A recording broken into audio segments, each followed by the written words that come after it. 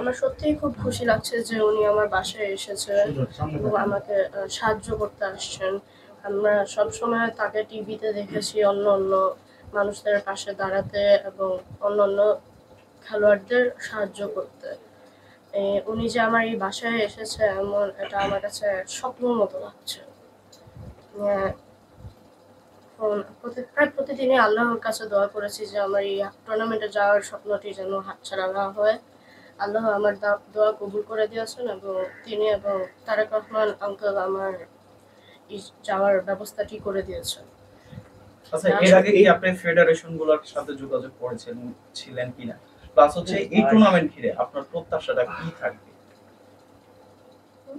এই টুর্নামেন্ট নিয়ে আপনার লক্ষ্যটা কি থাকবে? আপনি যেখানে যাচ্ছেন, আপনি সাপোর্ট পাচ্ছেন এবং যাচ্ছেন, তাহলে লক্ষ্যটা কি থাকবে আপনার?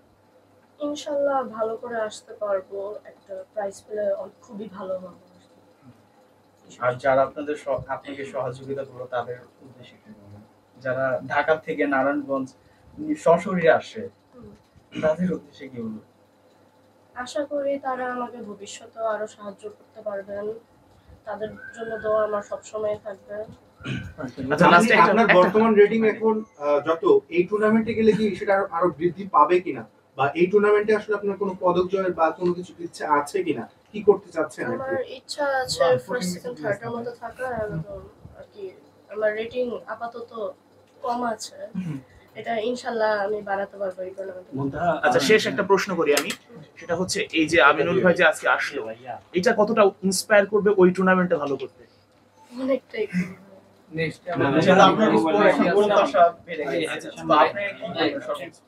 থাইল্যান্ডে যেটা আছে এদিকে তাকাই ভাই, মাথা মূল নিচে ভাই, মূল নিচে ভাই, এটা ধরে রাখবে ভাই, ধরে রাখবে পাবো না, এদিকে দেখেন না, এটা ধরে রাখতে ভাই, ভাই রাখেন, এটা রাখেন।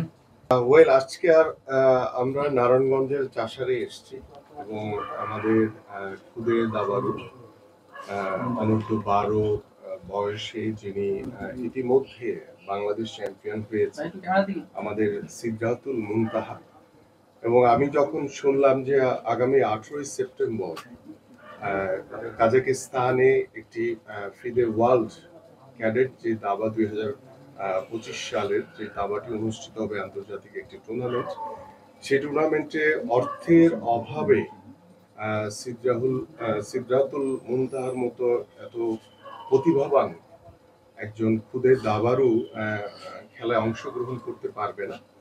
আমার কাছে শোনা মাত্রই আমি বিষয়টিকে সাথে সাথে দায়িত্ব নিয়ে, এবং আপনারা জানেন যে আমাদের মাননীয় ভারপ্রাপ্ত চেয়ারম্যান জনাব তারেক রহমান এই ধরনের খুদে প্রতিভা খোঁজার জন্য ইতিমধ্যে তিনি কিন্তু ডিক্লেয়ার করেছেন যে আমরা নতুন করি নামে যে শহীদ রাষ্ট্রপতি জিয়াউর রহমান, তিনি যে আমাদের সাংস্কৃতিক অঙ্গন থেকে বিভিন্ন প্রতিভাবান খুদে শিল্পীদেরকে বের করেছিলেন, ঠিক একইভাবে আমাদের মাননীয় ভারপ্রাপ্ত চেয়ারম্যান জনাব তারেক রহমান নতুন করে স্পোর্টস নামে আমরা একটি ভবিষ্যতে, আল্লাহবাক যদি আমাদেরকে আগামী ফেব্রুয়ারিতে যে জাতীয় নির্বাচন হবে, সেই নির্বাচনে বাংলাদেশ জাতীয়তাবাদী দল বিএনপি কে এদেশের মানুষ যদি নির্বাচিত করে, আমরা যদি সরকার গঠন করতে পারি, তাহলে আমরা নতুন ভাবে এই যে নতুন করে স্পোর্টস নামে আমরা সারা বাংলাদেশে যারা প্রতিভাবান খুদে খেলোয়াড় রয়েছেন তাদেরকে কালেক্ট করে সরকারিভাবে তাদেরকে পেট্রোনাইজ করে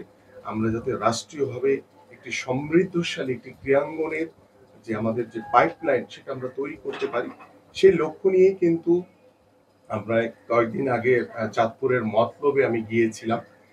সেখানে সোহানকে যখন আমরা দায়িত্ব নিয়েছি, আমাদের মাননীয় ভারপ্রাপ্ত চেয়ারম্যান জনাব তারেক রহমান দায়িত্ব নিয়েছেন, এবং আমি সোহানের বাসার এবং তার গ্রামের এবং সোহানকে যেভাবে আমরা উপহার সামগ্রী বা ওর পাশে দাঁড়িয়েছি, ঠিক ওই সময়ের পরে যখন আমি আমাদের মাননীয় ভারপ্রাপ্ত চেয়ারম্যান জনাব তারেক রহমানের সাথে কথা বললাম, তিনি তখন প্রথম শব্দটি বলেছেন যে আমাদের নতুন কুড়ির প্রথম ট্যালেন্ট হান্ট হচ্ছে আমাদের সোহান ফুটবলার।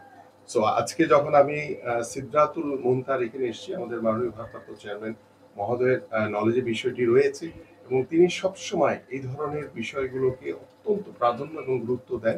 এবং আজকে সিদ্রাতুল যে মুনতাহার বাসায় আমরা এখানে এসেছি, আমি আশা করি যে অর্থের যে অভাবে কাজাকিস্তান যাওয়ার যে রাস্তাটি ওর বন্ধ হয়ে গিয়েছিল, আজকে আমি মনে করি যে ওর যে প্লেন ফেয়ার থেকে শুরু করে যাবতীয় যে খরচের যে প্রয়োজন রয়েছে সেটা আমাদের মাননীয় ভারপ্রাপ্ত চেয়ারম্যান জনাব তারেক রহমানের পক্ষ থেকে আমরা এই মুনতাহার পাশে আমরা দাঁড়িয়েছি এবং আশা করি যে আমরা আগামীতে আমাদের যে দাবা ফেডারেশন থেকে শুরু করে যত ফেডারেশন রয়েছে যারা অর্থনৈতিকভাবে কিছুটা দুর্বল, আমরা সকল ফেডারেশনকে ভবিষ্যতে যাতে আরো সচ্ছল করে তুলতে পারি এবং সরকারিভাবে আমরা এই ধরনের যারা খুদে প্রতিভাবান মুনতাহার মতো যারা দাবারু রয়েছে বা অন্যান্য ইভেন্টে যারা অনেক খুদে প্রতিভাবান খেলোয়াড় রয়েছে তাদেরকে আমরা একসাথে নতুন করিয়ে মাধ্যমে ট্যালেন্ট হান্ট করে